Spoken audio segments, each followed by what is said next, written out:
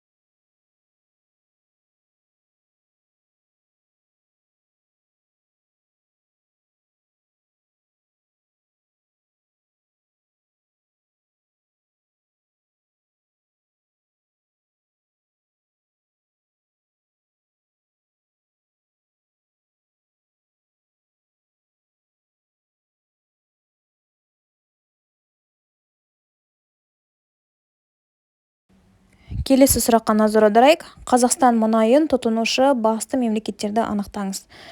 Бұл жерде дұрыс жауабы С жауабы болады. Италия, Нидерланды және Франция.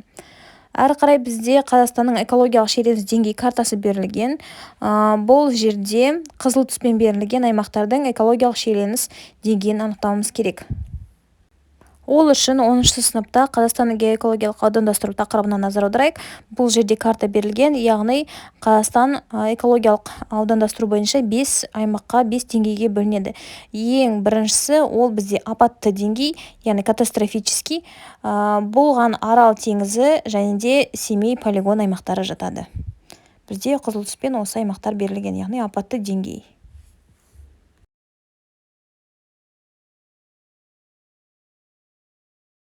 Келесі сұрақ: Қазақстандағы мыс өнеркәсібінің орналасуын анықтайтын факторларды көрсетіңіз. Бізде көп металлургия өнеркәсіптерінде орналастыру факторы шикізат болады. Тек қана мысалға алюминийде ол энергия болады, ал темірде ол бізде көмір болып табылады. Ал қалғандарында мысалға мыс өнеркәсібі негізгі орталықтары Жезқазған мен Балқаш, және де шикізаты да сол аймақта орналасқан. Келесі сұрақ: тұрақты даму концепциясының негізгі бағытын анықтаңыз. Мұнда дұрыс жауабы экономикалық, қоғам және қоршаған орта болады. Ғылыми-техникалық эволюцияға тән емес белгілерді анықтаңыз. Әрине, бұл жерде А жауабы болады. Көмір мен мұнайды энергияның басты көзі ретінде пайдалану. Яғни ГТР ол бізде альтернативті энергияға көшуді қарастырады. Ал қалғандары бізде ГТР-ге сәйкес келеді. Яғни ол қоршаған ортаның бұзылуы, өнеркәсіптің дамуымен байланысты, соны қорғау, электрификация, техника, технологияларды қолдану, ол бізге ГТР-ге тән. Келесі: елдің жоғарғы экономикалық әлеуметтік дамуын сипаттайтын критерий, әрине ол жан басына шаққандағы жалпы ішкі өнім болып табылады. Келесі сұрақ: Европа одағының басты ерекшелігі ол А жауабы, яғни бұл елдер арасындағы визасыз режим, мемлекет аралық еркін қозғалысты сақтауы, немесе ортақ валюта деген сияқты жауаптар да болуы мүмкін. Келесі Б бөліміне көшеміз. Мұнда қысқа жауапты сұрақтар. Мысалға, мұнда Ертіс өзенінің ағыны көрсетілген. Бұл жерде мұнда сіздерге тапсырма өзен ағынын өзгерістен сипаттаңыз деп тұр. Яғни осы 3 балл беріледі.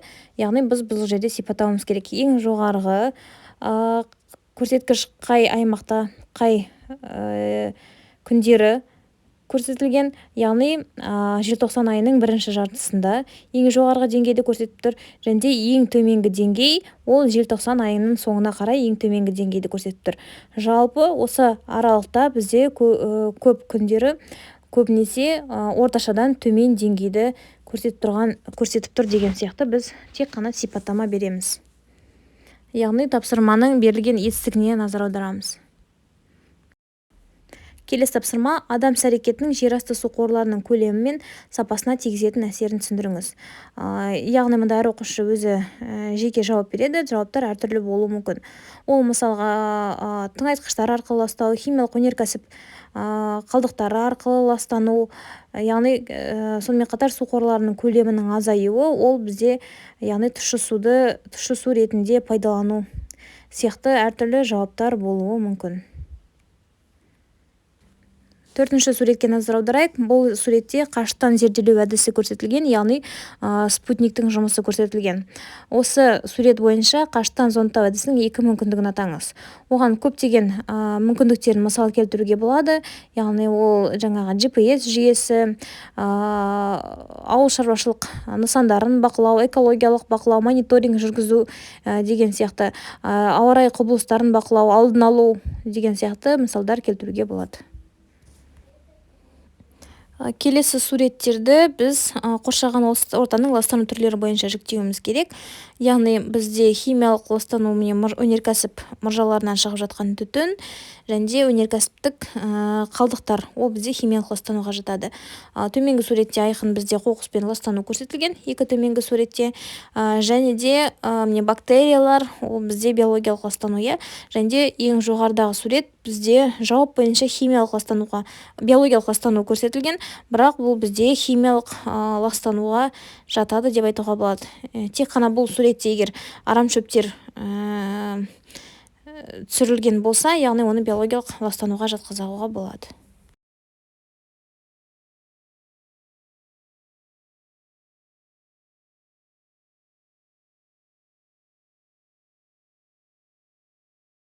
Келесі сұрақ: қоршаған ортаның қандай мәселелері азық-түліктің жеткіліксіздігіне әкелуі мүмкін? Екі мысал келтіріңіз. Мұнда мысалға шөлдену процесін мысал ретінде келтіруге болады, немесе топырақ эрозиясы, климаттық жағдайлар, климаттық жаңағы апаттар, осының барлығын бізде мысал келтіруге болады. Келесі: адамның іс-әрекетін кейбір мемлекеттерде азық-түлікті қамтамасыз етуді шектеуге әсер ететіндігін талдаңыз. Оған соғыс деген сияқты, әртүрлі елдегі жемқорлық, кедейлік деген сияқты, сауатсыздық деген сияқты, немесе әртүрлі қарыздардың көп болуы деген сияқты факторларды жатқызуға болады. Келесі суретте Біріккен ұлттар ұйымының даму бағдарламасы бойынша даму картасы көрсетілген, яғни аймақтар жіктелген. Осы сурет бойынша төмен деңгей дамыған елдердің таралуын сипаттаңыз. Қандай елдер кіреді емес, тек қана таралуын сипаттау керек, қандай аймақтағы елдер. Оған бізде жатып тұрған, бізде орталық Африка елдері және батыс шығыс Африка елдері кіріп тұр. Келесі: осы экономикасы төмен деңгейде дамыған елдердің таралым себептерін талдаңыз. Оған бірнеше факторлар бар: климаттың қолайсыздығы, құнарсыз топырақ, халық санының көп болуы деген сияқты, және аурулардың таралуы, сонымен қатар бұрынғы отар елдерінің болуы. Осындай факторларды жатқызуға болады. Әрі қарай осы сипаттама берілген аймақтағы экономикасын дамыту үшін ұсыныс жасаңыз. 3 балл берілген, яғни кем дегенде бізде 3 ұсыныс жасау керек. Ол мысалға шетелдік инвестицияларды тарту, немесе осы елдердегі ауыл шаруашылығын дамытуға көңіл бөлу, инфрақұрылымды дамыту деген сияқты әртүрлі біз, немесе донорлық көмек деген сияқты әртүрлі ұсыныстар жаза аламыз.